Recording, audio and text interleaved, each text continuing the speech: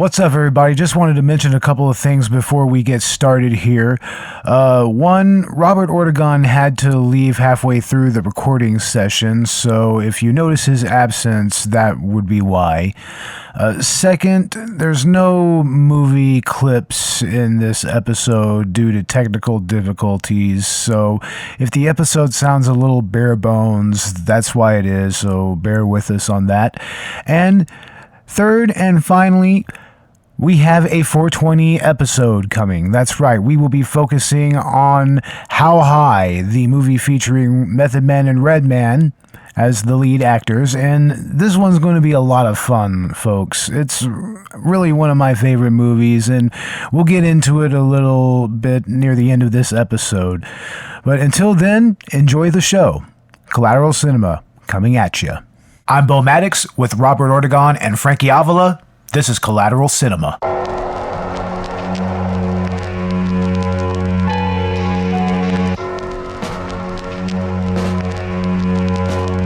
What makes you think you can bullshit your way into my head? Like every other pencil-neck piece of shit!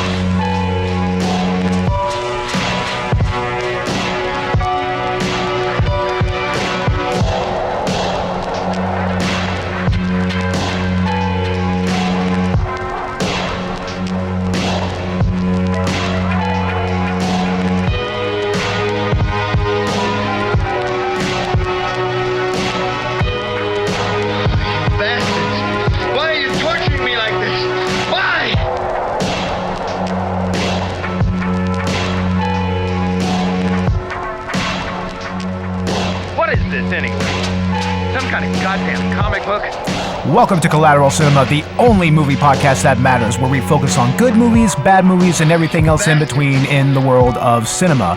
We are podcasting straight from somewhere in South Texas, and yes, my friends, we are a 420-friendly podcast, so smoke it if you got it, my friends. Smoke it if you've got it. Now, folks, the movie we're focusing on this episode is one that leaves me a bit ambivalent, I guess. I mean, on the one hand, it's a lot of fun to watch, and it's definitely a technical marvel, but on the other hand, it just leaves me feeling a little bored by the end. And for an action movie, that should not happen. I mean, seriously, especially something that is supposed to be so adrenaline-fueled that it just kind of supposed to knock you out. You know, and of course, the movie that I'm talking about is 2015's Russian-American production, directed by Ilya Naishuller, Hardcore Henry. And first of all, this movie has a very interesting perspective to it. It's kind of modeled after a first-person shooter, not unlike Call of Duty or Medal of Honor or Battlefield or whatever. And that part of it is compelling, to say the least. I mean, it's definitely a different way to present a movie like this. I mean, usually you have your protagonist, you meet him, you develop the character a little bit, and then you throw him into a situation where he has to fight his way out, you know, like Die Hard, or even something like, or a buddy movie, even like the Lethal Weapon series. But this one, it doesn't have that. We're pretty much put into the role of Henry himself, and while it's definitely innovative, and at least a good 45 minutes in, it's definitely entertaining, and there's definitely a little bit of humor thrown in there, it just runs out of steam for me personally. I mean, this was picked by our fellow host, Frankie Avila, and I have to tell you, Frankie, I mean, he's not here with me right now, but it's a good movie, but it's not a good movie. It's like I said, it left me very, very, very in between. And I kind of feel like if there would have been just a little more character development on Henry's part, it probably would have really worked. But that's just not what we get here. I mean, we're pretty much just thrust right into this character's role. I mean, it opens with him waking up. Well, I mean, honestly, it starts with a flashback to him and his father, which is a memory that supposedly is something that's suppressed within his brain. And we're given a character that's supposedly a super soldier of some type. Like, supposedly his wife pretty much rebuilt him and revived him after he suffered a very, very serious and traumatic experience, which we don't see, first off. And it leads to something that's very sci-fi and also doesn't get a whole lot of explanation. And that is, of course, the main villain of the movie, Akan. And he inexplicably just has this telekinetic ability that, I don't know, I guess it's cool, and it kind of lends almost a little bit of a video game / even anime vibe to it, or even a comic book vibe, but it's just not something that really, really makes a whole lot of sense within this movie. I mean, it's about a super soldier that is just constantly being thrown into situations where he has to fight his way out over and over and over again. But how the telekinesis comes into play, it fails to... I don't know, ladies and gentlemen. like I said, ambivalent. That is definitely the key word here.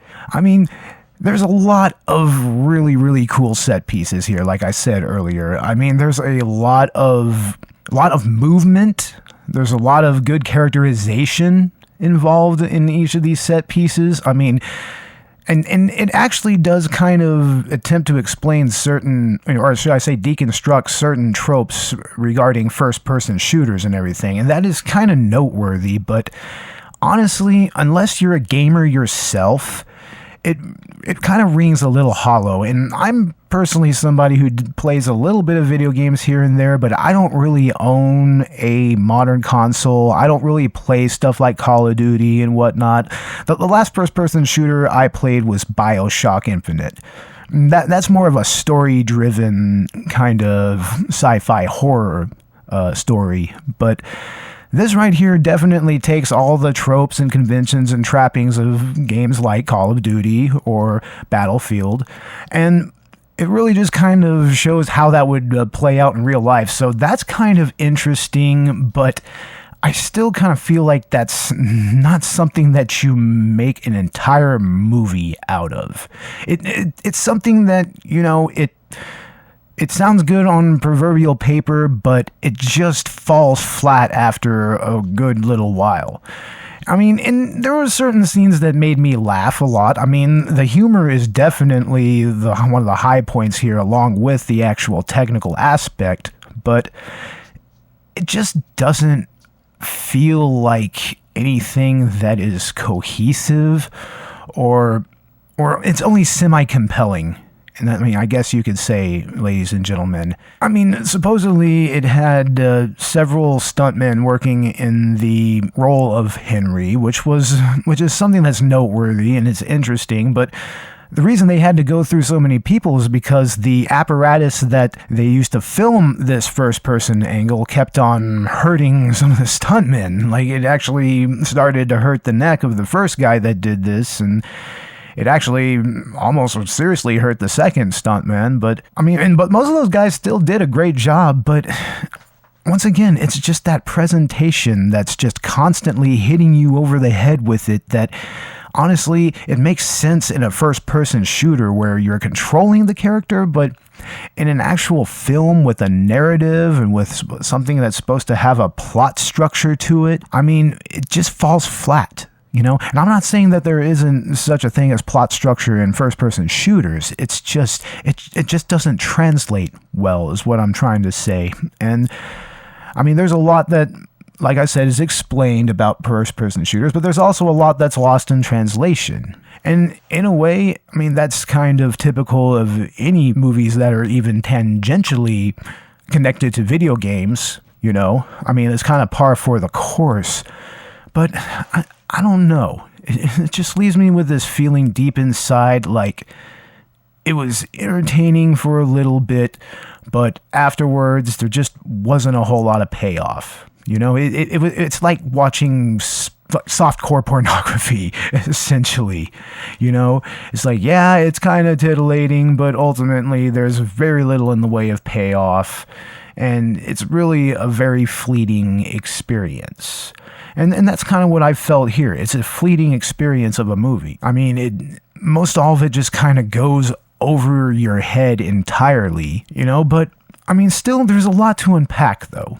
There's a lot to unpack, and we are going to try our best to analyze this movie, to pick apart its technical aspects, its characterization, which was admittedly really, really good. I mean, I like the character of Jimmy. He's fantastic.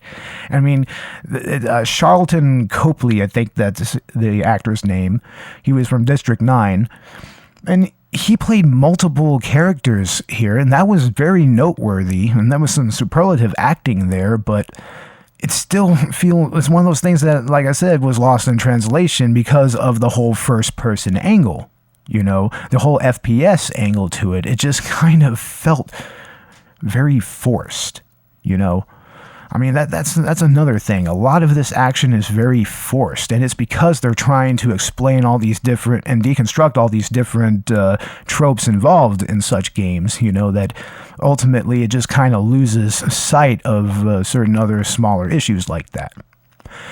And ultimately, I mean, I don't know. I guess it's something that's worth watching. It's something that's worth experiencing. Like, I'm sure this must have been amazing on the big screen. I mean, I watched it on YouTube on my little computer. I mean, I don't have a small screen, but I have one that's big enough to get a good glimpse of everything. And I mean, yeah, it was a fun experience, but just for that moment. That's it. I mean, there's really little much to say other than the other things that I said we're going to unpack in the discussion part of this. But I guess that I'll conclude this intro by saying that, sometimes when you have an idea for a movie, and even if you really, really make it work, it doesn't mean that your movie is going to really work on other levels. I mean, there's a lot that was sacrificed here, and like I said, lost in translation when it came to how this movie was directed and how it was written. I mean, the screenplay is pretty decent, though. I mean, you're going to have a pretty solid screenplay for something of this caliber, but ultimately, it's something that just becomes bland after a while. It becomes very bland, and I don't know, maybe it's because that's very much some of the complaints that I have about first-person shooters in general. I mean, like I said, I don't play a whole lot of those types of games, so maybe there's just some things that I'm not getting here. And if you folks, ladies and gentlemen, if y'all have anything to add to that, if you want to try to change my mind or something like that, or kind of, show me other angles of this movie that might actually elevate it in my eyes, I mean, by all means, go ahead. I mean, go on Facebook, go on Twitter, go ahead and tell me. But I don't know. There's just nothing here that makes me want to go back and watch the movie again. Like, I mean, I've had at least 4 or 5 days to really kind of let this movie sink in, and ultimately it just leaves me with the same kind of feeling. So in conclusion, you should definitely watch this movie, everybody. I mean, we're going to go ahead and get into a plot summary or synopsis, depending on what we find online or what we decide to write, but ultimately, check it out. And definitely listen to our discussion, because we are going to break this movie down a little further. But yeah, just take this movie with a grain of salt, folks. Like a huge, massive grain of salt. I'm talking like those salt pellets that people use to soften their water. Like, take it with one of those, and maybe you'll have a good time. But me personally, I'm just kind of like, I'm very much on the fence here, folks. I mean, I'm sure Frankie will have some things to say about that when he hears this intro, but I think that it's fine. It's fine. So without belaboring this any further, we're going to go ahead and go into the synopsis for Hardcore Henry. And yes, there might be some spoiler alerts ahead depending on what we find. So yeah, stick around, folks. Hardcore Henry. A man wakes up in a Moscow laboratory to learn that he's been brought back from the dead as a half-human, half-robotic hybrid. With no memory of his former life, a woman who claims to be his wife tells him that his name is Henry. Before she can activate his voice, armed thugs storm in and kidnap her. As Henry starts to understand his new abilities, he embarks on a bloody rampage through the city to save his spouse from a psychopath who plans to destroy the world. All right, we are back. I am here with Robert Ortegon, Frankie Avila, and we have another special guest with us in the studio. What is your name? Felicia. And we are talking about the 2015 Russian-American first-person action movie Hardcore Henry. This was picked by Frankie Avila. He's over here on Wikipedia, taking a look at the Wikipedia page. What's up, Frankie? Oh, nothing much. We're just about to talk about some Hardcore Henry. Oh, yeah. And see what y'all thought about it and try to just get behind the scenes a little bit. Oh, definitely. And this movie, I didn't give it a really great assessment in the intro. We listened to it a little bit. But I'm open to discuss this movie, and who knows, maybe I'll change my mind by the end of this episode. Honestly. I just might. Frankie, you just might convince me. Yeah. Yeah. Robert, what are your initial thoughts on this film? I thought it was great for 2015. I wanted to see the movie, when the trailer came out, but, that didn't get to happen. So yeah, well, the reason why that didn't get to happen is probably because it was only in the theaters for like 2 weeks, and then they ended up pulling it out. They did, right? Because there's a lot of bad critics like Rotten.com and blah blah blah. Yeah, apparently it had a almost 100% rating on Rotten Tomatoes for a little while, but when the movie actually dropped, it went all the way down to 51%. The reason being is it was so gory. It's just like such a badass hardcore first person gun in your face, or you have a gun in somebody's face and their brains are exploding right in front of you. It wasn't for like a lot of audiences, Oh, it was just hardcore badass. Hardcore Henry. I will give this movie something. It has a lot of really memorable sequences to it, and the first person aspect is definitely novel. But Frankie, what was the initial production of this film like, from what you can see or from what you know? How did they really get into this movie? Well, it started out with one of the directors. I'm bad with names. It's Ilya Naishuller. There you go. And he was making music videos. Yes. First person. And then he ended up getting in touch with this other guy that the other director. Fucking hardcore. Timur Bimirov. Holy crap. So anyways, how do you even say that? Let me see. Timur Bekmambetov. Alright, there you go. Yeah. So anyways, these guys collaborated and they're like, yeah, we need to make a first person movie because it hadn't been done. And they're both video game fans. And yeah, so they're all GoPro, really?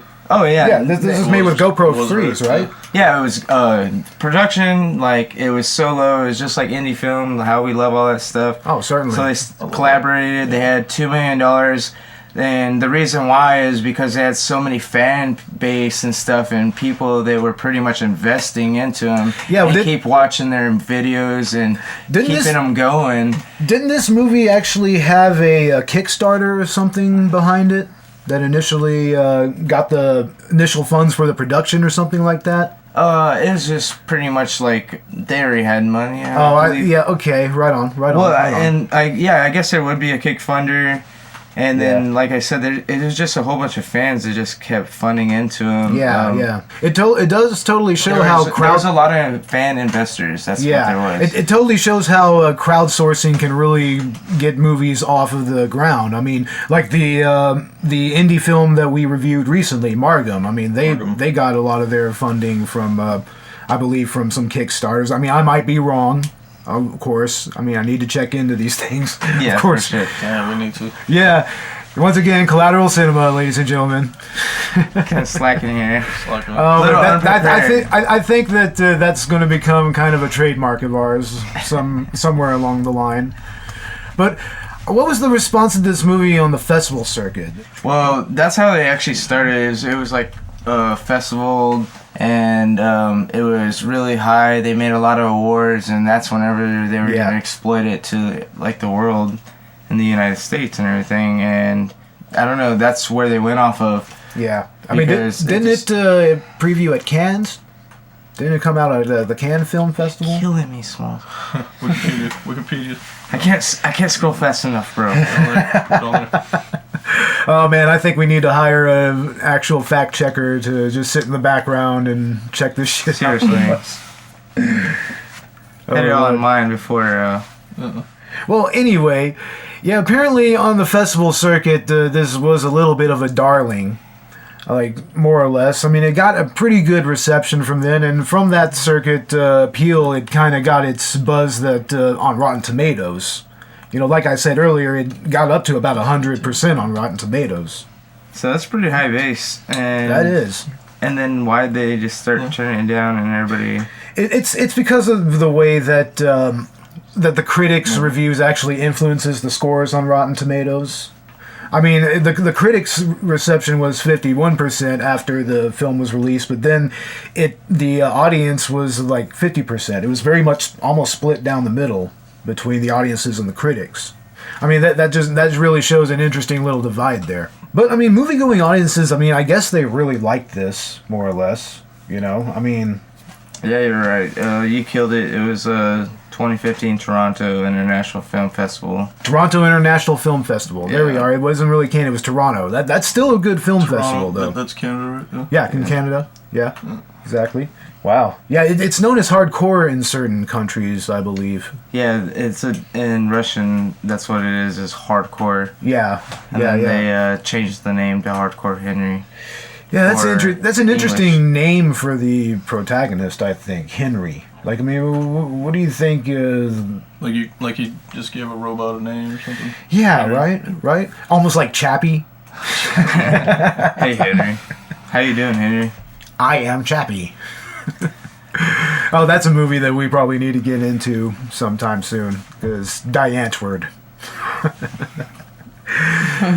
But anyway, the cinematography of this movie was interesting given the first-person aspect of it. I mean, this was used... They used GoPro 3s, I believe. I mean, ultimately, I think that the first-person perspective, I mean, it gives it a good little angle, at least for the first 45 minutes of the film, in my opinion. After that, it starts to kind of get a little grating, and you kind of want to maybe see Henry as an actual character, but other than that, it really is a technical marvel, what they did here, especially for spending less than $2 million. Yeah. You know. That's where I'm going to shoot at, is because I've seen a lot of the behind the scenes and everything. Yeah. So knowing that, like, all the CGI that they had, all the VX that, you know... Dude, it was sick. Like, he had him shooting through the van with a Gatling gun and splitting through vans. Yeah. For a low budget of $2 million, right? Wow. That was pretty impressive. And then honestly, pretty much all the stunt devils, everybody that was collaborated, that was a part of this movie, they were so hardcore. That's why I think the name Hardcore Henry suits it. And honestly, I mean, the sound design was really, really spot on as well. I mean, every single movement had a audio reaction to it, pretty much, that made sense. And some of the songs that actually innovated this movie, where they got this first-person idea from those music videos, were in this movie. Yeah, we're going to get into the actual artists that are on the soundtrack here in a little bit. I mean, because it is a very compelling soundtrack. I will give it that. Yeah, I love it all the way from beginning to end. Because there's not very much talking, because he's first person and he doesn't have a sound box. So, and you're going through his eyes, and he can't talk, so you're only seeing other people just bullshitting with him. And there seemed to be a lot of real practical special effects in this movie I as guess well, let me- as well as CGI effects, you know. Oh, there is plenty of them. Shit. Yeah. And stuff that you wouldn't even think was CGI, because I was watching it and I would be close. No, Yeah, it's real, yeah, it's yeah. real. And then, sure enough, no, they had a good CGI part in there. It's because of all the movement that was always on screen, you know. I mean, yeah, it got grating after a while, but the good thing is that it did kind of hide the any kind of bad quality on the CGI. You know? Oh yeah, I didn't see none because there was always a stunt devil that was in that CGI. Yeah. So it was like it was real. Like if the van was flipping, it was actually flipping. Yeah, And then they would yeah. just throw some actual crazy flames and. Yeah. And Robert, I mean, what do you think about some of the practical effects in this movie? Like, I'll as far- I'll just skip More like past video it. games, right? Like it's Fallout. very, very much like video games. Like, there's a lot of gore from a first-person perspective that was pretty well done. I think that's the honestly. first time that's ever been done like that, right? I mean, it many starts ways, out yeah. he has a love, like, you know, or Yeah, I mean, Spoilers, but- initially, You know what I Sorry, loved be in careful. GoPro? I loved that Need for Speed movie. yeah, that was actually a good use of You GoPro. know, they attached all the cameras to the car, man. That was all badass. Like, Yeah. Even to the driver, like the stunt driver, like right on his head. Yeah, that really added an interesting perspective to those chase scenes in that movie. It really did. And yeah, I mean, the stunt work, I mean, there was how many different stunt actors that played the part of Henry Really? here? 13, I believe. 13 of All them? parkour. There was masters. 13 different. Yeah, all of them. Director Like, being one of them. yeah, the director was one of them, and there's just some incredible like parkour work in this. Like we're watching the scene where he was scaling up the side of the building, and he goes into the stoner's room, and he actually passes him a blunt, offers him. Is that you want to hit this? It's like, damn, I wasn't even aware that there was any kind of stoner culture in Russia like that. Like, It's probably There was an hacker. integrated from us. yeah, it's probably very Western in its Yeah. in its construct. But yeah, I mean the stunt work. I mean, They said that stunt devils were very much cowboy. oh, very cowboy. That's Yeah, what they were saying. definitely. And some of them got injured because of the apparatus that mounted the GoPros and everything, right? Like, Yeah, very much so. Chip tooth, stitches. Of course, a lot of bruises and whatnot. Yeah, Because yeah. I mean, these guys were doing amazing things. And what it was is every some single fire guy explosives. was a pro at what they did. Like you see a scene of, riding a horse. The guy was a pro at riding a horse. Or Yeah, If yeah. you see somebody falling from the sky, they were a pro at doing that. Like every single guy had their job. yeah, they had specific expertise in what they were filming and everything. Exactly, what they were doing for on the that screen. scene. And that's Yeah. what it is. If you really watch the movie and you watch it a couple times, it's more like chapters. It's like a chapter, scene. That's why you're like, man. And then you really get in watching the scene, you're like, this scene is awesome for this purpose and this reason. It's like a video game, right, dude? Yeah, Yeah, very much so. Like, I mean, Xbox. and the FPS is just the best. I mean, you can't beat it. Just look at this. You get headshots all day long. I mean, yeah, it's That's badass. and, Oh, he's the best. And also the gore at the end scene, with the fight with all the cyber soldiers and with the Khan. Oh yes. It's like, oh yeah, I mean that was really when really you really crazy. learn what's going on, that's where it's at. That's what I'm saying. You're right. Maybe in the middle you're kind of a little lost. Yeah, You're like- yeah. It does start to drag a bit. But at the end, really it just does. like, and then it blows your mind. And you're like, I found myself kind of going in and out in the whole final fight scene with all the mooks, all the cyber soldier dudes. Like, yeah. I was kind of going in and out, paying attention to that. But I did see a lot of the gore effects, like the dude getting thrown into the fan. Like, I mean, that was pretty cool, right? That's crazy. Right. Now, Robert, what do you think about the apparatus that was used to film this movie? The GoPro. Yeah, the face mounted. Oh, I never got to see the behind the scenes, really. Yeah. Oh, for real? Yeah. I mean, I saw it. It kind of looked almost like a welder's mask, but with a frame around it or something like that. I mean, it was very But, interesting, actually. They said it was actually very, very supportive to their necks, their Yeah. heads. That there was one shot that there's a guy, he's on flames, and he's jumping through a window. Oh, yeah. He goes through a window and it doesn't affect him or anything. So Yeah. It was very abrasive to their bodies, so it was well made. But there was some accidents. I mean, when you get crazy and you're doing stunt stuff, when you're watching this video... Especially when everything just seems like one long shot of violence and mayhem, you know? That's all it is. It's constant. It never stops. It's a run-through. That's what I love about it. It's an adventure. It's awesome. like you're the first person. Parkour. That's the G4 stuff, right? Oh, yeah. These straight guys up. are awesome. Yeah, I mean, these are total professionals. I think in what right they here, do, this is supposed to be like 16, 17 story drop right here. Oh my god! And he does drop down in here into a trash can. See that trash can down there? Oh yeah. See how fast he's going? Jeez, no way. Yes. I agree. Real. Yeah. That's an awesome scene. Every scene, that's why you have to critique everyone. And also, I really like how Moscow is kind of its own character in a way. You know, Oh wow, really? like that's kind of what it's like. It's its own character, like throughout the series. Like even many of those supposed bystanders, you know, they were It is. they were like helping out and everything. They were trying to help Henry out. Yeah, Russia it definitely is its own thing. It's crazy for it being like an American English-speaking movie, but they're in Russia. Is that what you mean by? Yeah. I mean, it seems like everybody in Russia just kind of, or in Moscow, they just really make this movie something a little different. They do. Know? I mean, they are kind of the best part of the movie. They had, like I said, a big fan base. Now, speaking of characters, there's really only like 4 main characters in this movie, right? Like there's Estelle, Akan, Henry, and Jimmy. And I guess that there's some other ancillary characters like Mr. Fahrenheit and Slick Dimitri and everything, but this is really those 4 characters. That's the whole story is set around. But I mean, what can we really say about the main protagonist so far from this movie? Like, I mean, we absolutely get no idea how he gets into this predicament.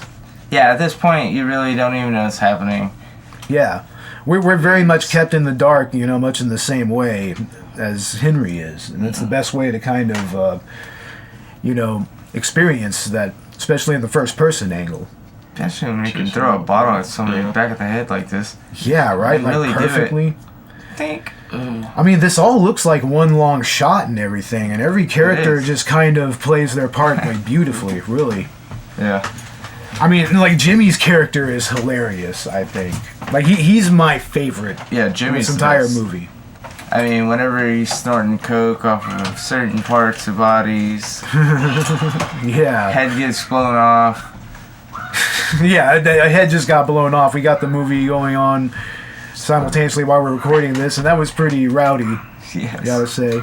Yeah, and, I mean, Estelle herself, I mean, at first you think that she's your wife, that she's Henry's wife, you know, at first. And, you know, it does seem like she's trying to help him actually escape and live through this entire ordeal. But anyway, yeah, Estelle herself, yeah, she's starts off as the wife and she ends up in a different role, let's say. Akan has the main villain has a very, very interesting ability. He's like telekinetic in some way. Yeah. Yeah, Robert, how do you think that that could play into his backstory or whatever? Because they're never really it's never really given why he has these abilities. Just like Darth Vader, somebody make their head explode. Yeah, right? like I think there was some speculation online that he may have gotten some type of military augmentation, you know, I mean, because he is part of a cyber soldier program, you know. Yeah, so. they kind of hint it in the beginning. Yeah? Yeah, they do, because they're, like, trying to make forces and stuff, and they're looking for power sources, obviously. And, yeah. So, yes, that is one of those things that he would have top ability access to. Oh, certainly. Yeah. I mean, and also, you know, Henry, going back to Henry himself, I mean, we only see a glimpse of him, actually, his actual face in the entire movie. You know, like that one little glimpse in the mirror when looks like he's beaten before he has the, before he goes into the final battle, you know. But I still can't really feel that much of a connection to him, though. You know, even though it's supposed to be intimate and we're supposed to have this first-person view of his experience, like, I still found it very difficult to really visualize Henry as anything more than just a superficial construct, kind of. Pretty much, I think he's all for him. Jimmy has pretty much been using him since he was born. Yeah, pretty much. Because he had some other... it's hard to... Well, what it is that Henry as a character, he has no actual control over his actual fate in this entire movie. Everything that's happening to him, whether it's influenced by a con or it's influenced by Jimmy, it's all influenced by someone else. He doesn't make a final choice for himself until the end of the movie. Yeah. It's a classic Pinocchio, bro. Yeah, pretty much. Yeah. It's like a Pinocchio story. So what was that other one? With Haley Joel Osment, where he was a robot. Oh, artificial intelligence. Artificial intelligence. Yeah, AI. Yeah, that kind of has a similar theme to There's it. a lot. Yeah. Almost. You don't know. Yeah, it's wake up. We are watching the brothel scene now, and there are lots of boobies. Lots and lots of boobies, guys. Boobies. We can't do a lot of editing on this one. Oh, come on now. We have an explicit tag on our podcast. People know what they're getting into. People know what I think we all know what we're getting into with Collateral Cinema, you know. So, fuck it, I guess. Fuck it. Fuck it. But how do you think the directing of this movie really influenced the performances of the actors? Actually, intensely. I think they had a big influence on all the actors. They pretty much had their mindset of what they wanted. That's exactly why every time Henry is a different person for a different scene is because they knew that they wanted that actor to have that exact proness for that shot and that experience. Already for firsthand. So that they're going in there and they're not going to have to take 30 different shots because they only had such a low budget. Like, for instance, right now we're watching the action sequence in the brothel, and this is obviously a stuntman that has quite a bit of experience with guns and fighting. He's and more sliding. And stuff. Like, he's done that type of stunt work more than anything. I mean, I'm pretty sure that in the stunt community they have very specified roles for very specified stunts, you know? And that's another thing. They were in Russia. It's not like they're in such a protected spot where like they had to protect their stunt guys and harnesses and all this. Oh that's true, man. They just did shots like this, and I'm sure a lot of even the back stunt guys got hurt. A lot of those parkour scenes actually look like they don't have a harness on. Oh, they don't. They don't. They literally don't. Like, even on top of when they're on top of bridges or anywhere. They really don't. And that's why it's so awesome, and they were able to shoot the movie so quick. I think it took them 3 years, though. And yeah, that makes sense. I mean, given the technical aspects of this movie, I mean, it looks like it would take a good 3 or 4 years to really get down the way that you need it. Yeah, I think it was 3 years that it took them. And they were just a little disappointed on that one. They could have taken a shorter period of time, but still, they spent the $2 million. And the reason why is because they had to set up these days for all these shots. That's why it's that's almost why it's like chapters. It's like it jumps into one shot. It's because they had to set up for this for a long time for this. And yet it still very much feels like one long shot, more or less. It's a continuous. It's like very continuous. You know? Yeah, especially like if you're a video game guy and you always wanted to beat the chapter so you can get a cut scene. It's a cut scene all the way through. It pretty much is. It's like a cut scene and then actual gameplay scenes. That's kind of what it feels like.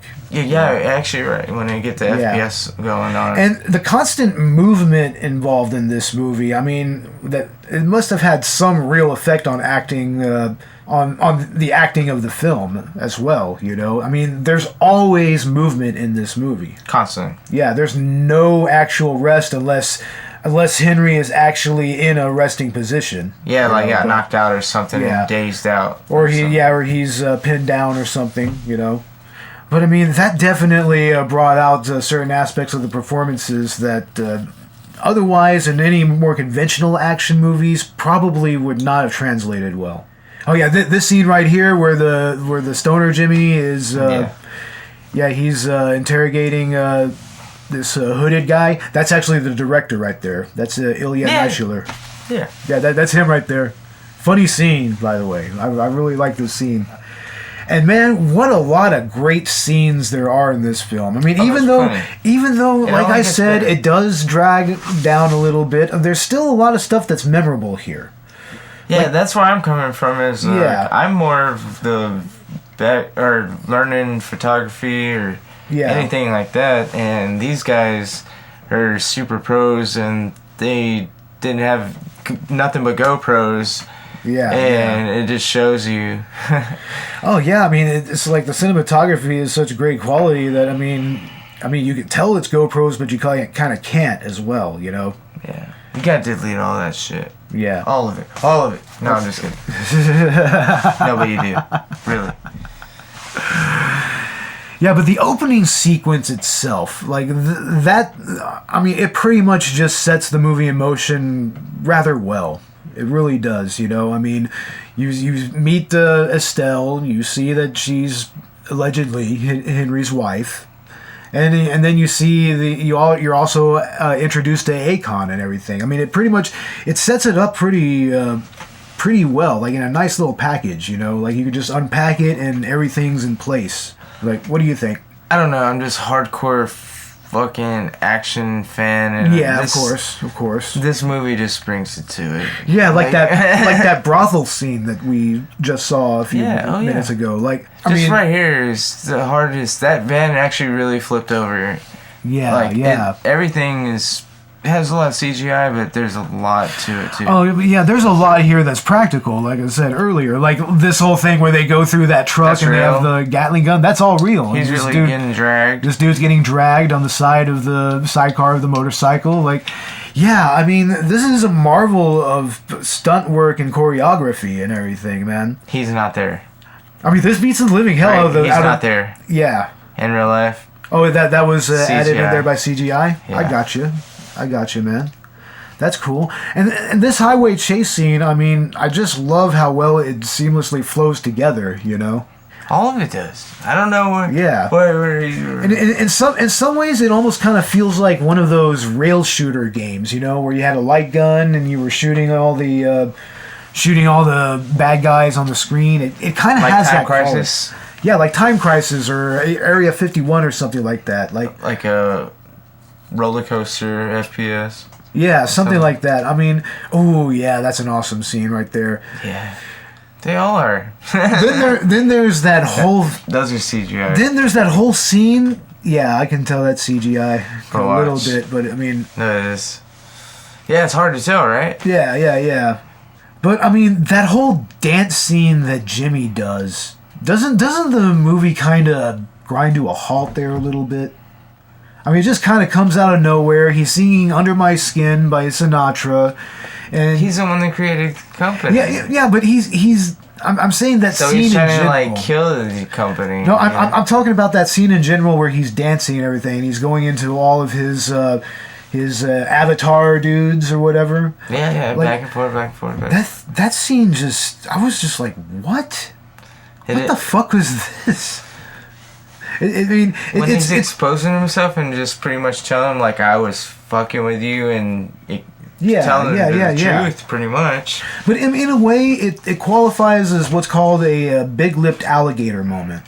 That's basically like a sequence in a movie that just kind of comes out of nowhere. It usually involves a song, like you watch it and then it just goes away and it's never brought up again. That's a big-lipped alligator moment, and that's pretty much what that is, man. It's like it's never really referenced again. You're just kind of like, what the fuck, Yeah, but then you have to protect Jimmy and go down to the bottom and get him out of there. Yeah, but also another angle you could take is that, I mean, that's very similar humor that you see in a lot of video games. I mean, a lot of video games tend to have that kind of weird humor to it.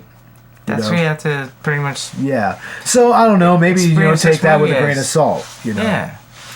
Yeah. And all This movie is. I pretty will much, say all you the know, scenes. Yeah, we have a scene here with Akon. Akon is. He just chews scenery, man. I actually really like this guy as well. Him and Jimmy are arguably the two best. He's crazy. Yeah, they're the two of the best characters in this entire film. I mean, like I said, he chews scenery almost on a Raul Julia level, man. Like in Street Fighter, you know, as M. Bison. I mean, it's almost to that level. He does look like Bison. Man. He almost has an M. Bison quality to him, right? Mm-hmm. Maybe that might be another little video game reference, because you know there are a lot of little hidden references in this movie. Yeah, Easter eggs and stuff. Yeah, there's lots of Easter eggs. I mean, we're not going to get into all of them. There is here. some. But I mean, like for instance, I mean, there's a certain scene that looks like the ending scene in Under Siege 2. I'm sure people will know what that scene is. You know, I mean, that's just off the top of my head. But like all the parkour scenes are really, really well done as well. I mean, they were seriously done with masters of the. I like that too. Yeah, they were all done with masters of that particular sport. I mean, I guess you could say it's a sport, right? Yeah. It's a sport. Yeah, I mean, that shit was really well done with the GoPros and everything. Excellent. Yeah. Oh, yeah, this whole thing where you actually see Henry's eye dangling down and there's like two different perspectives. That's interesting right there. That is I cool. like that. I really do like that. And then there's that one scene where, you know, spoiler alerts once again, they're fighting the rapist cops. Those cops that are trying to rape that girl. Like, Henry fucks those guys up, right? Yeah. Like, That's right after. man. That's like right after he's like he looking encounters for his wife. And he encounters Gilly Jimmy in Yeah. the ghillie suit. Yeah. Oh yeah. That's right. Yeah. He encounters him. Sniper. Yeah, the sniper Gilly. Yep. Gilly guy. Yeah. Gilly. Yeah, that scene was pretty brutal, man. Like, I actually like that one. Yeah, I mean, it's good. It's good to see assholes get their comeuppance, you know. That's what I like about all Jimmys. Like, Yeah. that's what I'm saying. Like, there's little chapters of different Jimmys with Henry. Well, I mean, Until supposedly you finally figure out who the hell fucking Jimmy supposedly is. Jimmy's kind of a whole play on the non-playable characters in first-person shooter games. You know, they're usually like the ones that are like the tutorial for at the beginning of the game, or they're the ones that actually kind of guide you through everything. Yeah. Like, I mean, that's really what this movie is kind of seen as a commentary on a little bit. You know, I mean. There's also a little bit of a deconstruction of first-person shooters at play here. You know what I mean? Like, it really kind of plays out, you know, some of the tropes, you know, like, for instance, not having a voice box, being a voiceless protagonist, you know? That's explained because he doesn't have a voice box. You want to know I like that? What? Because it makes me feel like I'm Henry. Yeah, that's right. I mean, him not having a voice, that does give him some dimension, but it also... It gives me the like feeling that I'm... Yeah, but I mean, like I said, I had the opposite effect. It kind of served to make me feel kind of distant from him, but that's probably just me, honestly. You know, I mean, I kind of felt distance to him there, but but also how many video games growing up that a lot of them actually have a voice? Yeah, you had to read. That's true. I mean, the BioShock. I mean, that had some voice acting with the protagonist. I mean, especially in BioShock Infinite. That had that. I mean, but yeah, in Call of Duty or Battlefield, which is what this movie is obviously referencing and kind of going off of. I mean, yeah, there's usually a voiceless protagonist, you know, I mean, except maybe in some cut scenes. And also, I mean, there's also like seemingly endless enemies just kind of coming out of nowhere. That's kind of explained a little bit as well in two ways. Like, first there's the tracking chip, and that, you know, of course he's going to have a tracking chip, right? Yeah. He's a cyborg, you know. It's like that goes all the way back to like RoboCop and shit, pretty much. Exactly. You know, and then another trope, you know, which is brought up is that, you know, Akon is actually viewing all of the events through Henry's eyes. Henry's eyes are cameras broadcasting to Akon. And, I mean, that explains that as well. I mean, how they could easily find him and everything.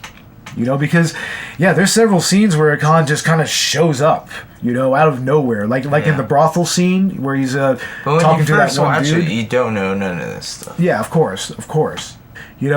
But also, he's a cyber soldier, so he has kind of the super strength that a lot of video game characters seem to have, recovering from serious injuries in less than a few minutes.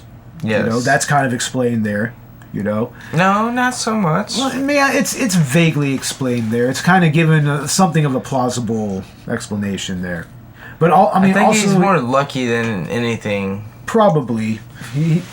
But you have to remember, Henry's character, he's constantly just pretty much guided through this entire sequence of events either by a Khan or Jimmy. It's not till the end that he finally has some choice in the matter, but...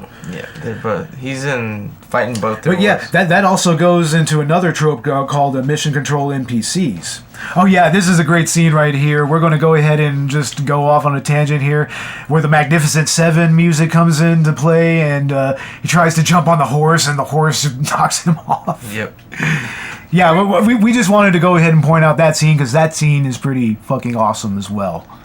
But yeah, Jimmy are the mission control NPCs there. Like, he's pretty much like the tutorial guide, pretty much. Yeah, throughout the entire movie. He's talking through him. He has GPS on him, and he's fighting the other guys. Yeah. But hey, he doesn't even know. Oh no, not at all. He's just looking for his wife. Well, yeah, allegedly looking for his wife. He don't know. Hint, hint. Yeah. And also there's the different iterations of Jimmy that are interesting, like you have right here the ghillie sniper Jimmy. That's what I'm saying. He's really cool. So many different. And there's also that World War II Jimmy, which is very much like a... He's the best. He's pretty much a callback to the Medal of Honor and Call of Duty, kind of. He's a French warrior. British. He's very, very posh and British chap. That kind of. Chatty chap. Like how World War II officers in the British Army were kind of seen as. Yeah. And of course, there's his wife Estelle, who is a damsel in distress, but that is subverted in ways that we're not going to get into right now. But yeah, this whole deconstruction of the first-person shooter genre, it's interesting to me, but then again, I don't really play a whole lot of first-person shooters. Like, last one that I really played was BioShock Infinite. Missing out. Yeah, I know, but it's just never really appealed to me that much. Like, maybe I could do Skyrim, but that's more of an RPG. I'm on a new one. Yeah. Shadowgun Legends. Oh, I've heard about that one. I've heard some good stuff about that. I love it. Yeah. Hopefully they endorse me.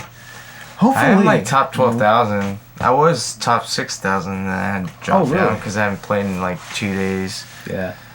That's right, y'all. Frankie is quite a gamer.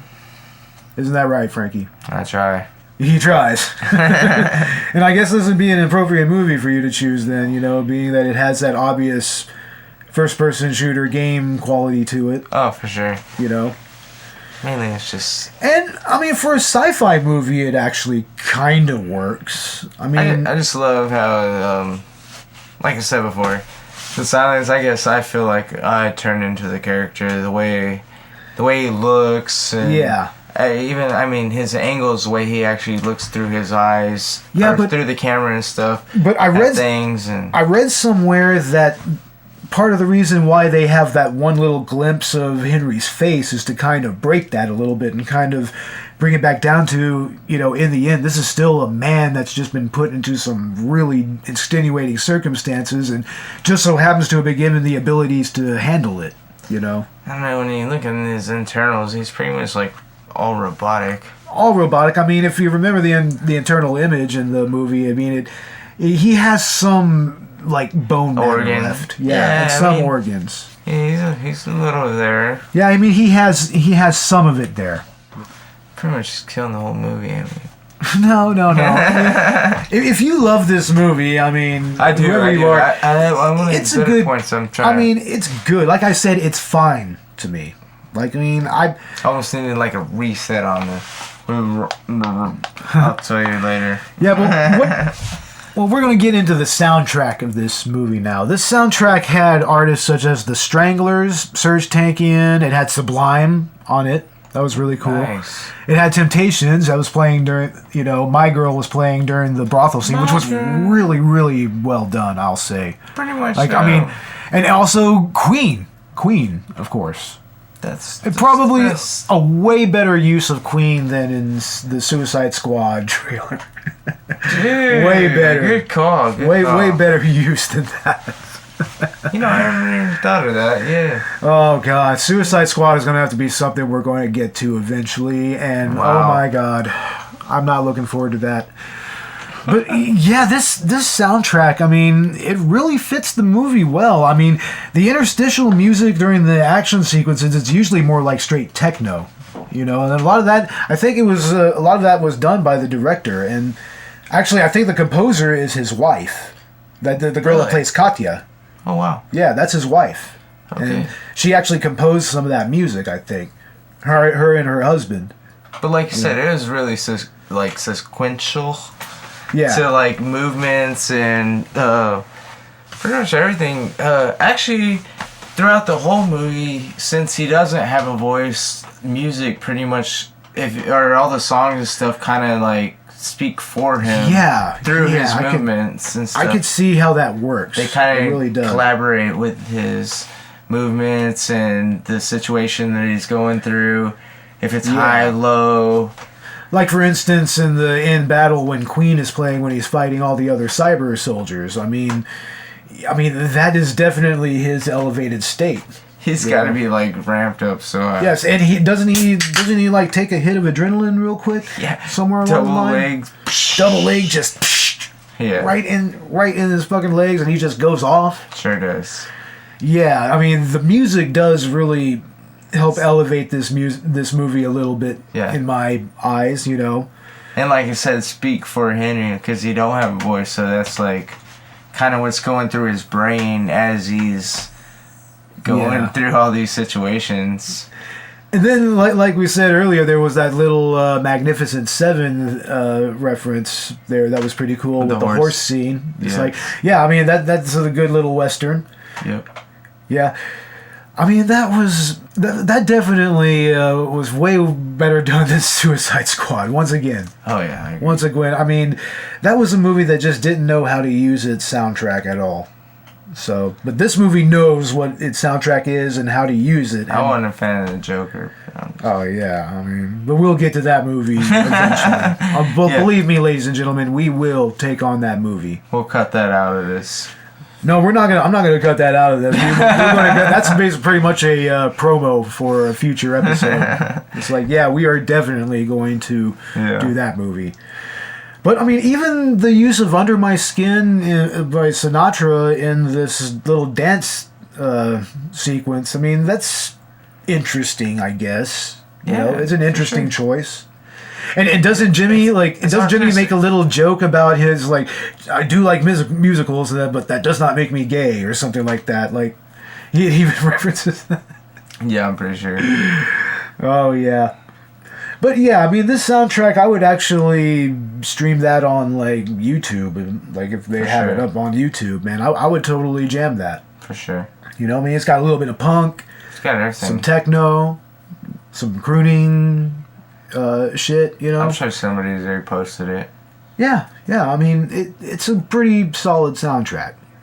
Spoiler alert, everybody. We are going to go ahead and talk a little bit about the ending because that is very noteworthy. It's pretty cool. I mean, if y'all don't like the spoilers, we will put them in the show notes. I'll track them down and I'll put them in the show notes. But Akan is killed by Henry in a very unique way. After he levitates all of the bodies of the cyber soldiers around him, that allows Henry to get some leverage, jump up in the air and grab Akan, and he takes his eye out, wraps his eye stalk around his head, and straight up just decapitates him through the middle of his head. That was very over the top. No, you don't think that was over the top? Not at all. Really? For this whole movie, If you watch every single kill shot, every single thing, it's gory. And that's how it's meant to be. It's meant to be. Oh yeah, I mean, there's some great gore effects in this movie, and that one really takes the cake because of the dual cameras that are at play there. You know. So have you ever seen that before? No, I can't say I've seen that before. I mean, I've seen some interesting decapitations on screen, some very creative ones. That's why it's amazing. Yeah, that is it's one of a kind. Very different. And then how he straight up takes the fucking half a head and shows it to Estelle. He's walking up to her. Yeah. She's like, no. I mean, well, yeah. And Estelle, who ends up, you know, once again, spoiler alert, she ends up being in on the whole conspiracy with Akan. In fact, Akan is her lover, to tell the truth. She goes berserk after seeing Akan's head and has pretty much an emotional breakdown and tries to straight kill him, but he overtakes her pretty easily. Yeah, he's pretty damn strong. Yeah, and Estelle wasn't going to do much of anything to him, unfortunately. Definitely put that arm and cyborg leg on him. Yeah. But, I mean, there was some foreshadowing a little bit, you know. Once you actually found out that there was a tracking device in his arm, you could figure out that, you know, who else could have put it there? You know, it would have been his so-called wife, you know. I'll tell you what, I'm actually really good when I watch movies like Saw and all that. Uh-huh. I was able to pre-predict pretty much every single plot.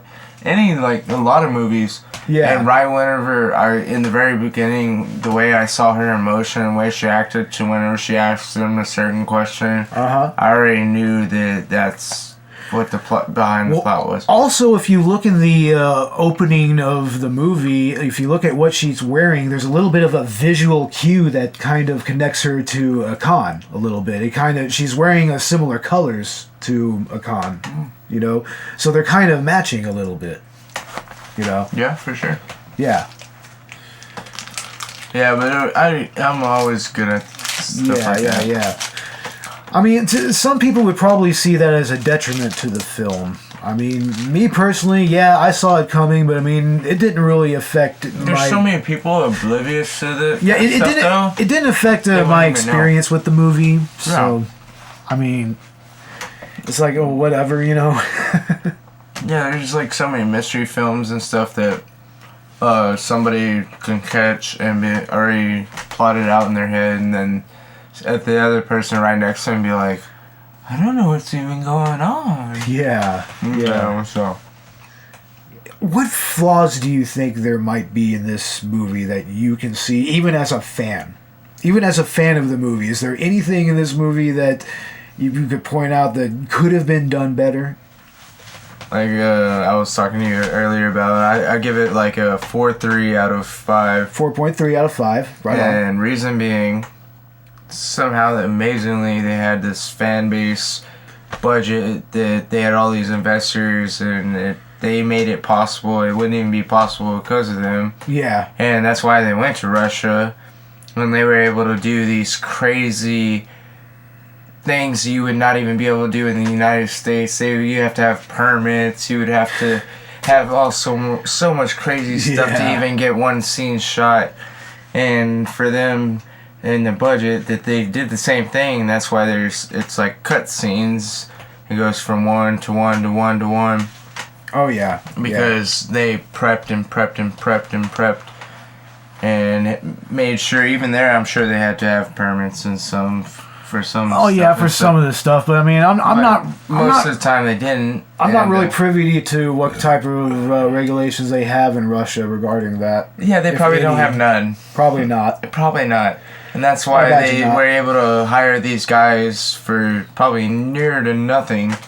Yeah. And because they're willing. They're like, hell, you want me to be in a movie? I'm going to be in a movie. I can do that. Hell yeah, sign me up.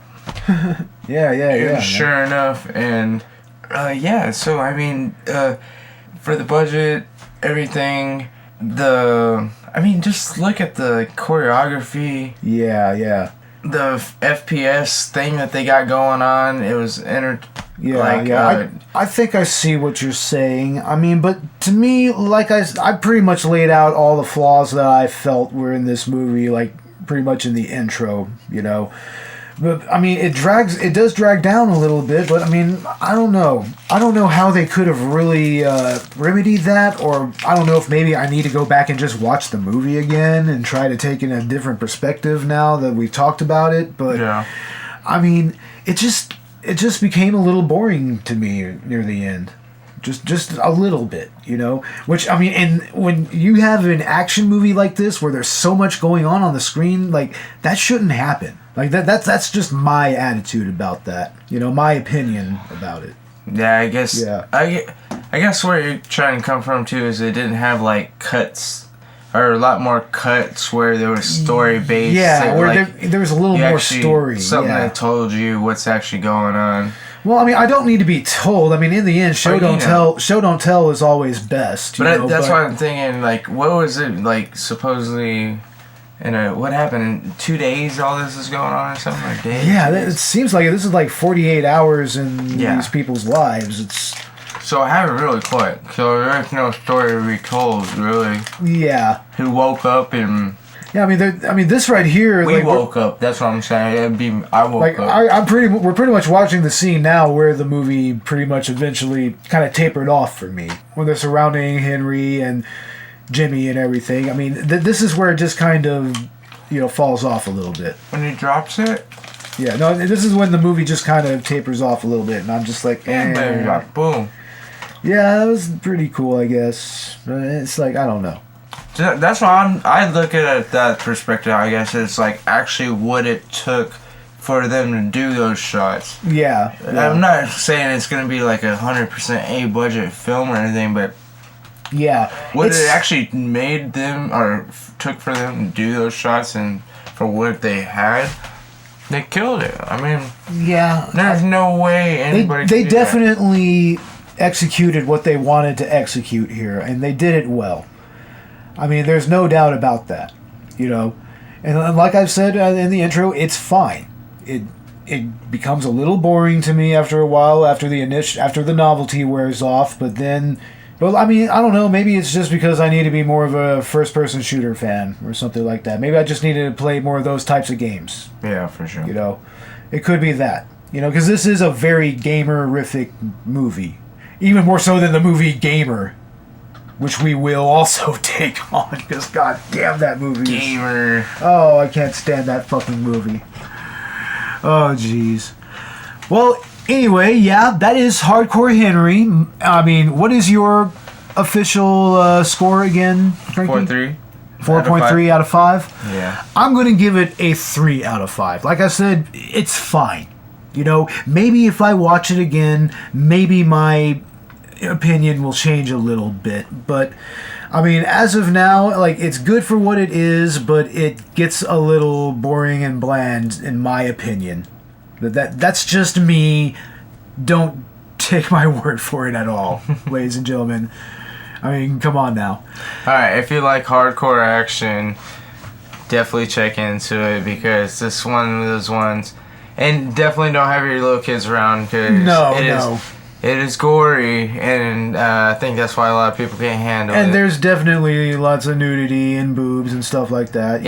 It's par for the course, Yep, it's definitely keep you going, because it never stops. Nope. You never know what's going to happen next. But, I mean, I'm not sure what Robert would give this movie. I mean, I would probably imagine maybe a 4 as well. But, I mean, I'm not going to speculate any further on that, honestly. That's him, and, For sure. Whatevs, man. Whatevs.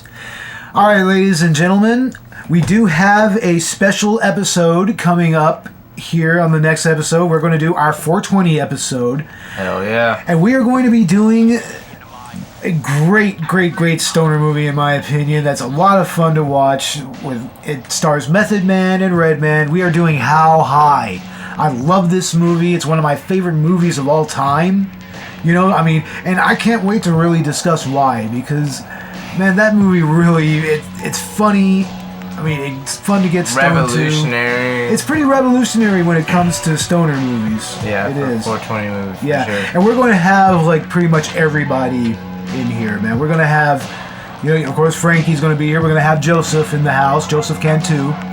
Like, I mean, he's been a little absent lately, but we're going to have him back on the show again. Of course, Robert's going to be there. And maybe we'll have some other special guests. I'm not sure. We'll kind of figure that out whenever we get around to it. Like, I mean, it's going to be a lot of fun, folks. I mean, like we said, we are a 420 friendly podcast, so we are definitely going to get all kinds of twisted, right? Twisted like a motherfucker. Twisted like a motherfucker. Well, all right, ladies and gentlemen, you can find us on Twitter, you can find us on Facebook, you can find us on Podbean, WordPress, Tumblr, Stitcher, and you can also find us on YouTube. You can check out our Patreon, it's linked to our Podbean account, and I will say go ahead and give Hardcore Henry a try. Why the hell not? I'm gonna definitely say give it a freaking try. Oh yeah. No, go ahead and say it correctly. Give it Alright, give it a fucking try. Yeah, there you go. It is a hardcore movie. And if you love blood and gore FPS games, you definitely have to hit it up because I'm gonna tell you, it's definitely the 4-3 that I'm giving it. Yeah. If you're behind the scenes, love the kind of stuff that people can do with low budget money, and see the magic that they had created with what they had, and you know, they were able to make a high budget. So hopefully there will be a part 2. Right on. Hopefully, maybe there will be. I'll give it another shot. You know, sometime soon. I will. Well, everybody, we're gonna go ahead and wrap it up. Thank you for joining us. Join us for our 420 episode. We look forward to it. And Collateral Cinema is out. Howdy. Howdy.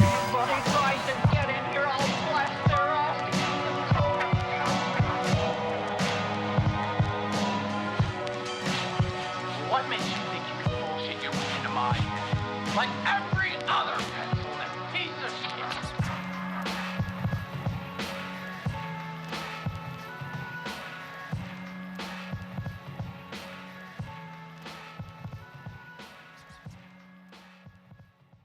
Collateral Cinema is an L Comedy production.